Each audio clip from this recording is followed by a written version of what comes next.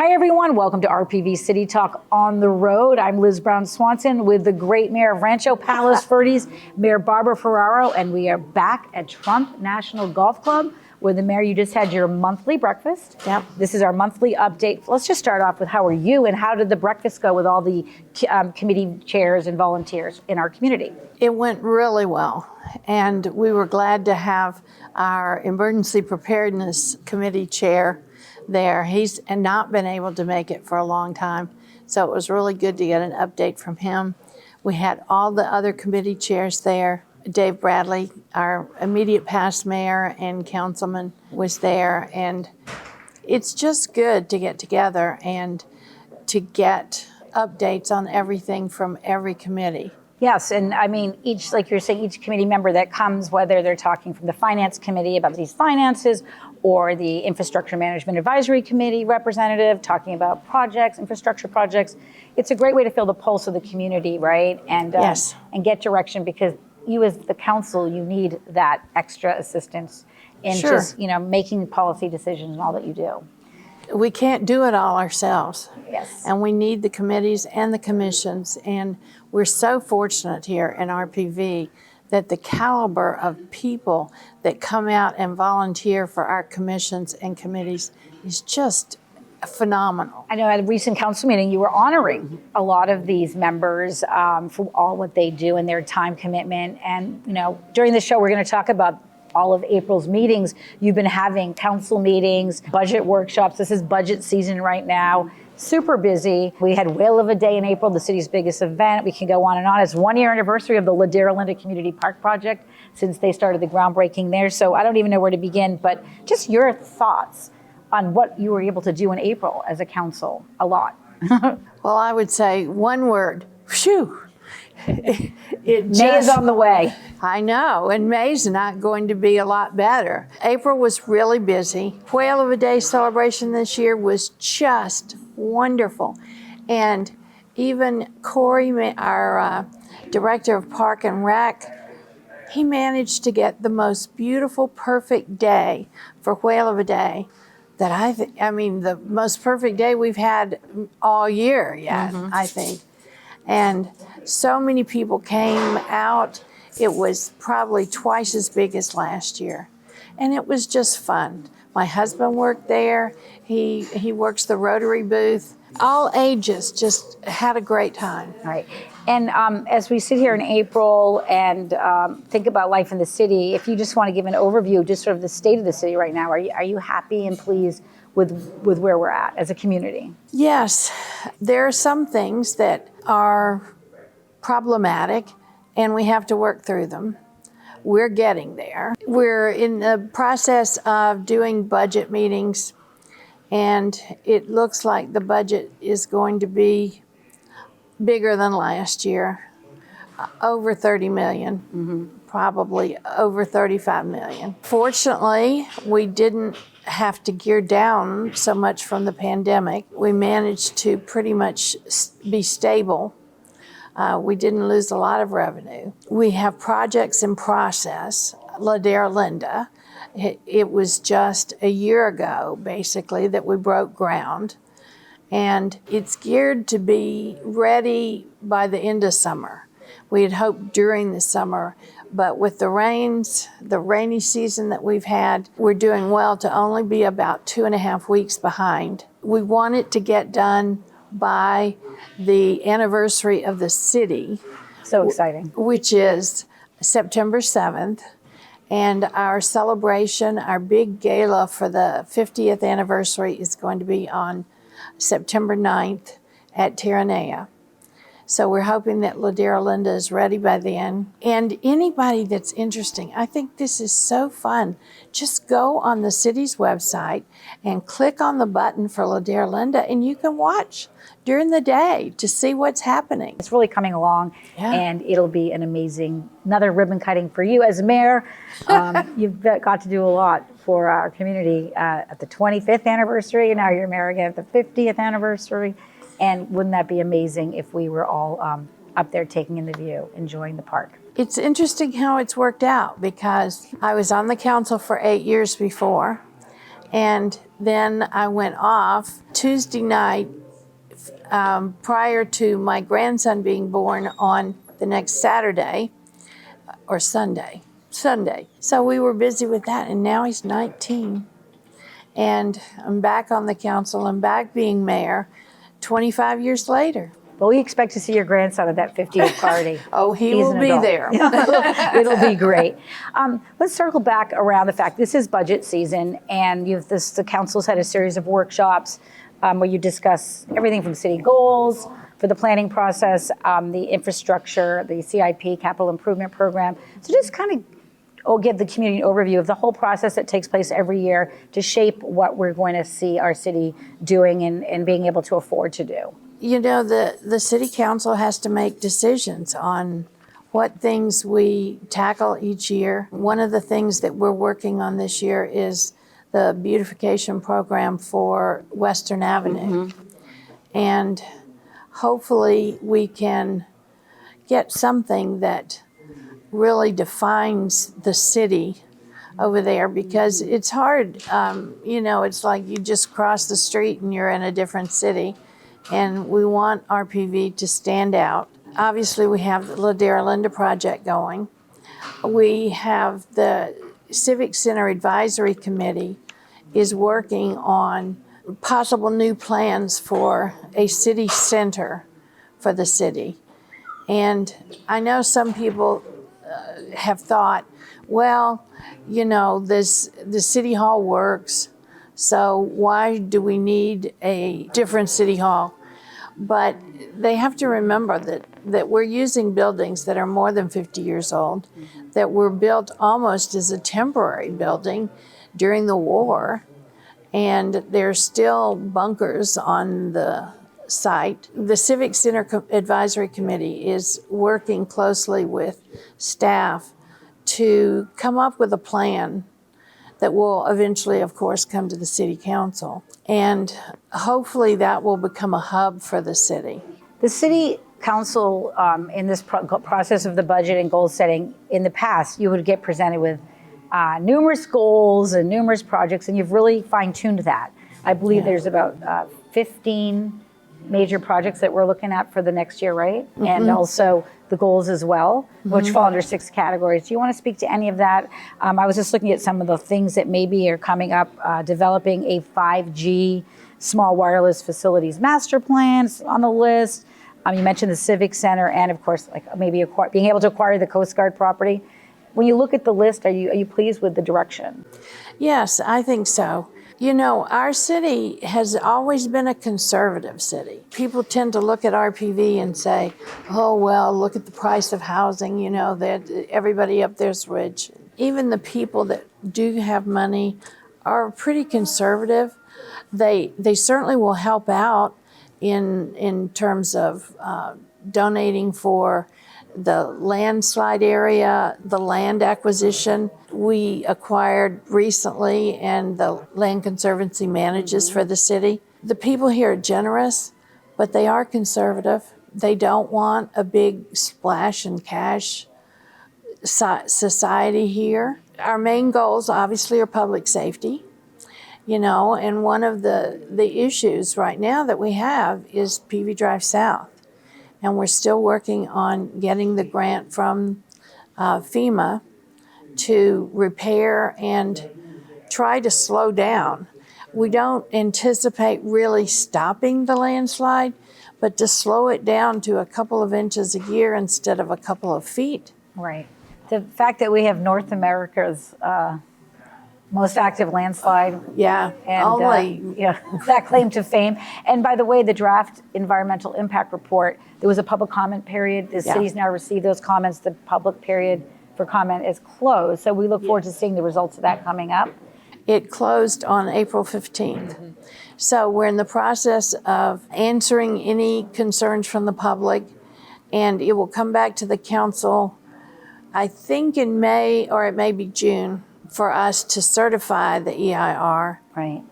June will be busy because that's when you'll have the budget finalized. And the community, we always keep encouraging the website, right? So if you want to look at the budget, see what's going on with all of these projects, check it out. You can read that. You mentioned public safety is one of the 6 main goals that the council has, whether it's infrastructure, quality of life. But let's focus on public safety, because the acting captain of the Lomita Sheriff Station, Operations Lieutenant Michael White, recently presented to the council, to the community, the latest statistics and numbers for crime trends in RPV. One of the concerns, again, was burglaries and identity theft, things like those issues. What do you want? What's your message to the residents right now, obviously about being vigilant? Obviously, be vigilant. Be aware of who's in your neighborhood. We're fortunate in the fact that the statistics for like home burglaries is down, but that doesn't mean drop your guard.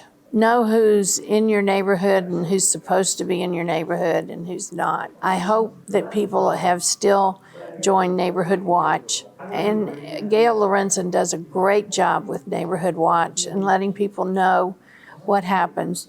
One of the biggest problems they've had recently is the catalytic converters. But there is a new law that says that police can stop someone, and if they have a catalytic converter and do not have the proper paperwork or can show that they actually own that, then it can be confiscated and they can be arrested. I don't know if that's going to slow down the thefts. Right. I did a public safety program as well with the acting captain, and we talked about catalytic conversion, the etching events that you can go to protect yourself. There's shields, there's things you can do to make that unable to be stolen. But the city is going to be having a catalytic converter etching event, but it hasn't been determined that date. So again, go to the website to find out. Stay tuned for that. I think sometime soon they're planning to do that. But the wealth of information that is on the website. I keep pushing that. I think it's amazing. Yeah. I mean, you can find out anything and everything on the rpvca.gov website. Go there. And of course, keep watching City Talk with the mayor. Of course. Since we're sitting here at Trump National Golf Club, which is such a treasure to have in our community. It really is. And a fabulous place for your mayor's monthly breakfast. Trump National was actually on the council agenda in April.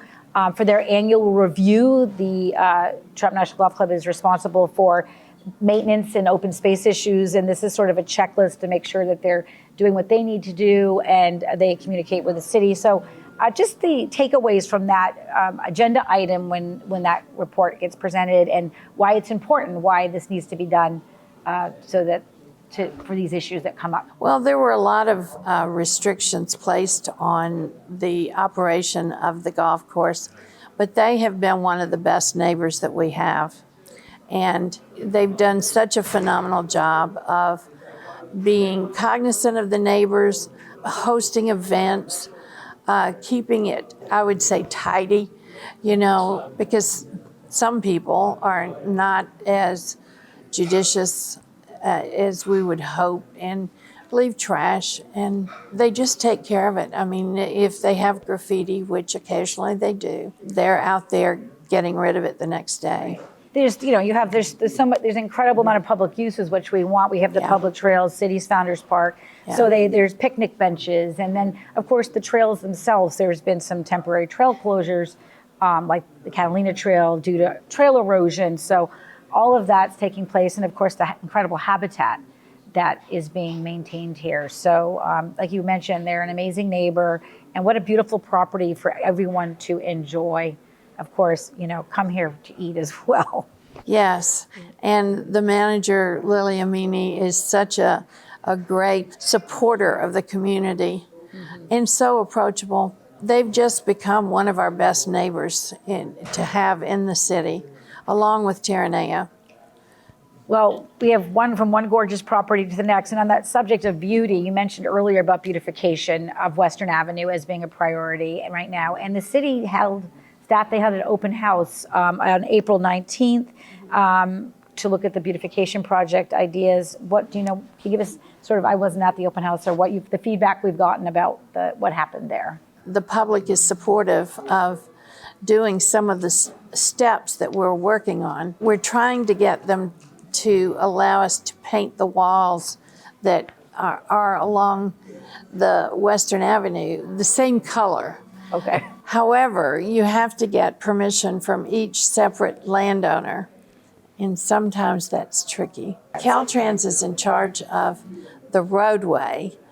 There's LA City on one side, RPV's on the other side, but there are places where RPV crosses Western Avenue and takes in part of the properties on the other side. I actually worked on the Western Avenue Corridor Task Force 25 years ago.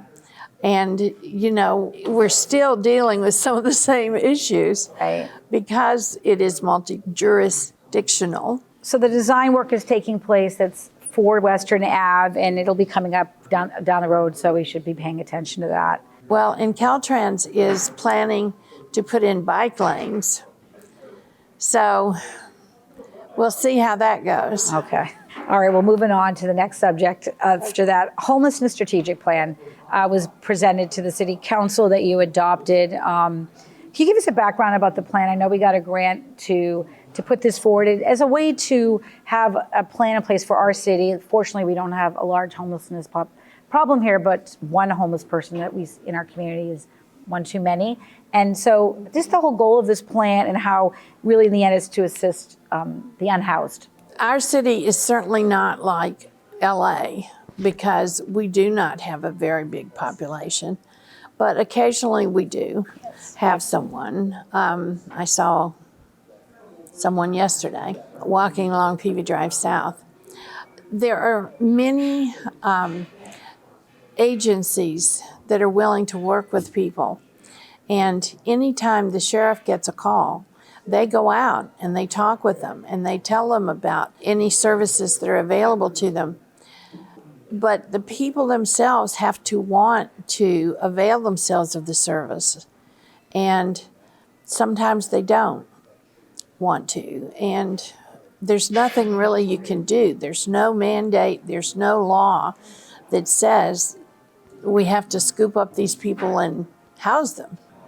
And one of the things that our plan does, though, is to coordinate and make available all the services that are available to the people, and hopefully someone is willing to get help, because when they are, the help is out there.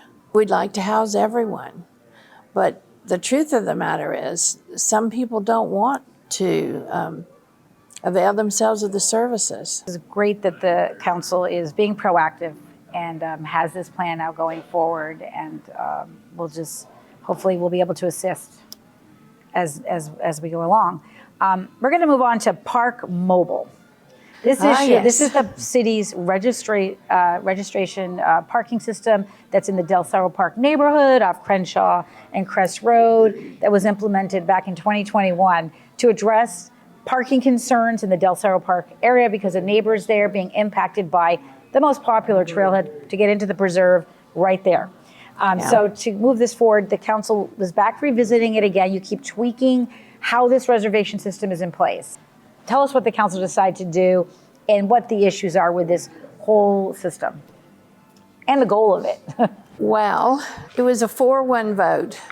Oh, you were the one. And I was the one, because I think, well, my thinking was we've just gotten this really working well, and we need to give it some time to let people realize that, okay, I need to make a reservation first. I can stay this long. The reservation is in blocks of 3 hours.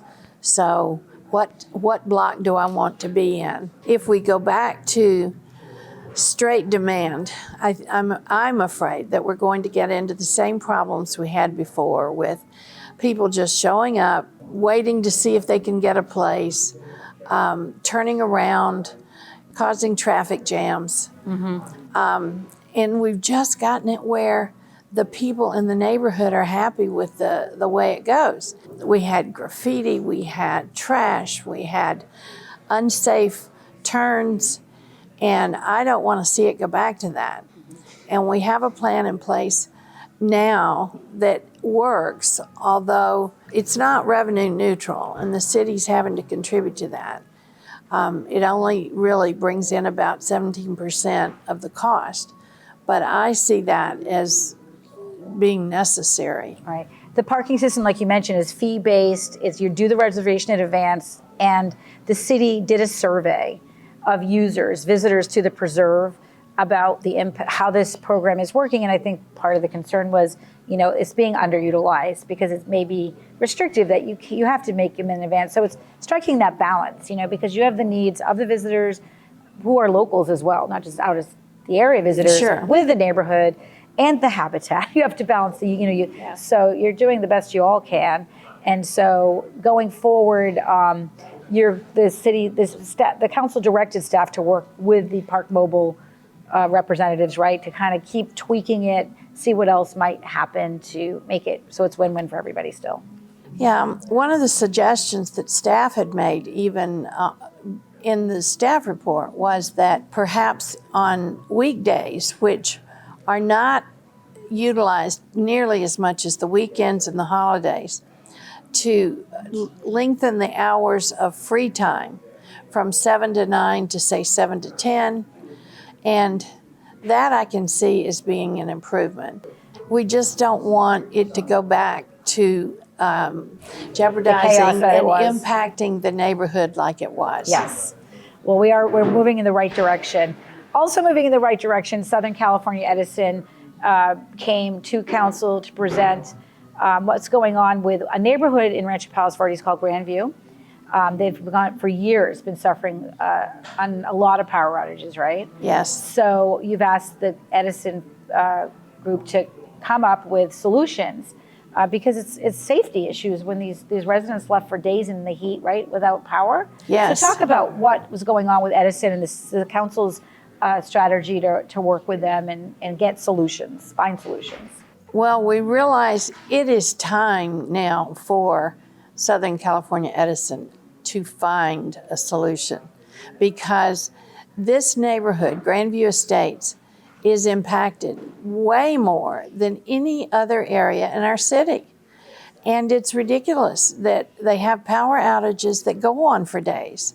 And they've had everything from food ruined in their fridges to people with medical equipment who, need the electricity to run their equipment. Seniors, sometimes the weather is really warm and they need their air conditioning. Sometimes it's cold and they need their heating. And these are all times when the power has gone out. Mm-hmm. And it makes me think that there is a problem with age in the system, that particular area has, I don't even know what it would be, but transformers or junction boxes or something that needs to be replaced. I know some of the council members brought up undergrounding as a solution, yes, which is really costly, but it is. They'll be back at the city, Southern California Edison will come back with short and long-term plan, I think, at the June 6th city council meeting. To see they're supposed to come back. What they're going to come up with. It was interesting that the woman who's in charge didn't actually come to the meeting. Edison did have, I think it was 6 representatives there, who one is her boss, and he was kind enough to come. And 6 of the people that worked on different phases, and they were all very nice. It was great that they came to see what the issues were and to see what could be done. And they know we're not happy. Yes, and of course, and what they also speak to is that a lot of power outages are out of their control, right? Weather related. Yeah. So if weather is bad, storm, but there's still issues with equipment and malfunctioning. So it's. But if it were just, say, weather, you would have issues in other parts of the city. Right. And it's this one area that has all of the problems. The grid needs attention. Something needs attention in that area. And the city, to accommodate, you mentioned about the residents in that one track, is when it is hot and you have seniors, then the city's opening up facilities to come and cool, be in air conditioning, right, during the hot months. So stay tuned for the June 6th city council meeting, because they'll be back supposedly with a presentation. Yeah. Speaking of presentations, this is your baby, Bubbles.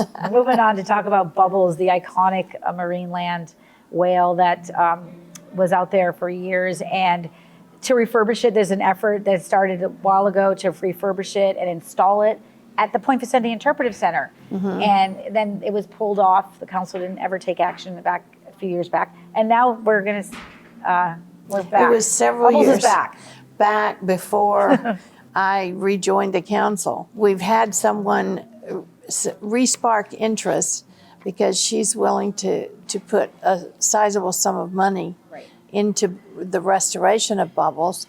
And we already have a design.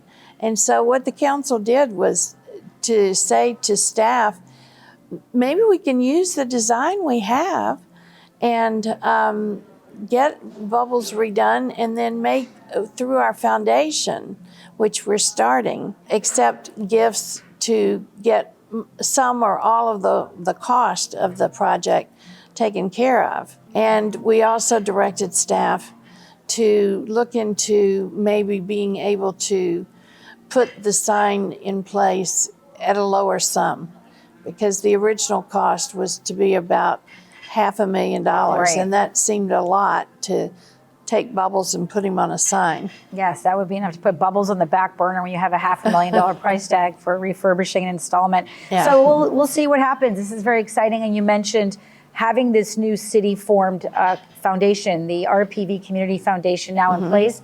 That was back on the agenda to move that forward as a place that people can donate through and support a project like this and many other projects down the road. So it's all really great. We have to wrap it up here. We're going on, and you mentioned Whale of a Day, so how exciting that was. It was wonderful. City's 50th anniversary countdown. Every month the community has been doing events. That was what we excitedly did together in April. And coming up in May is the 9th city event that's been planned, and it will be at Ryan Park. It's a picnic in the park. I don't know if you want to talk about that, May 13th, why that's a beautiful place to get together, the spectacular view, and our city's 4th tree grove is what they call picnicking under the trees. So what can you want to share about that? Well, most people don't even know that the tree grove was planted when the city was formed to honor the founders. And it wasn't just for RPV residents, because some of the founders actually lived in other cities on the peninsula, but they were instrumental in getting the 4th city formed. And so the picnic is going to be under the grove of the trees. And so people are welcome to come down, bring lunch, bring the kids, let them run around, just enjoy being outdoors in one of our parks. That's, as you said, on the 13th of May. And bring your picnic basket. What are you going to put in your picnic basket? Marie and I were talking about deviled eggs. Nice. I think I'm going for fried chicken. Oh, that sounds good too. Yes, you can pick it up. I'm already planning my picnic for that day. You know, Robert E. Ryan Park at Hawthorne Boulevard, go on the city website for the information. And also, when you go up to that park, you have to see the spectacular butterfly mural on the wall that was organized by one of our staffers and painted by the community, including Bob Ryan's daughter, Liz Ryan, and her kids. So, and Matt, so fun. Matt and Nicholas and Alexa Rose. Yes, that is amazing, and all of that, and celebrating the butterfly and the beauty. Yes, because the park was named after Bob Ryan. After her dad. Who was on the first council. Yes. So it's going to be a tremendous event, May 13th, and we'll be together. Any final announcements as we wrap up? We've touched on a lot of topics. I know you've been busy and honoring people in the community and all that good stuff. Yes, it's been crazy busy. And just check out the website, rpvca.gov, because everything you ever wanted to know about Rancho Palos Verdes and what's going on and what went on is on the website. Do it for our show today. And I'm Liz Brown Swanson with the great Mayor Ferraro right here at Trump National Golf Club. Thanks to the team here for letting us do our program today. And we look forward to seeing you around the community. Until then, have a great day, everybody.